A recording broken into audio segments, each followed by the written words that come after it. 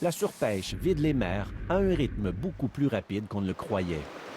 Ce constat accablant est celui que vient de publier l'éminent chercheur Daniel Pauly de l'Université de la Colombie-Britannique. Il a passé 15 ans à refaire le portrait mondial des pêches. Sa conclusion?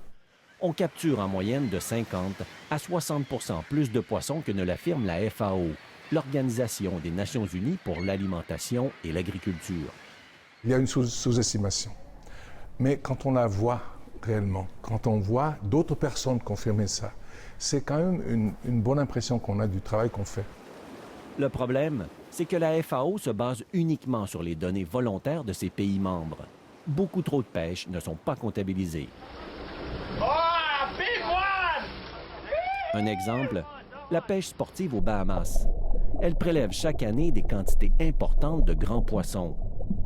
Les prises du Bahamas sont 2,5 fois, donc 260 % les prises rapportées.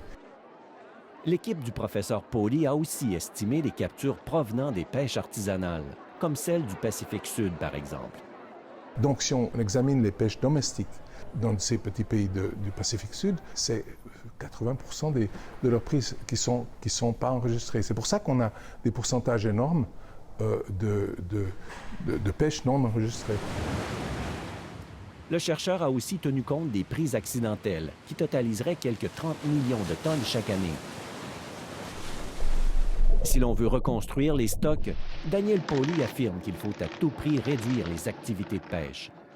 Sans un virage majeur, dit-il, nos océans continueront de se vider et le drame pourrait bien se jouer en silence.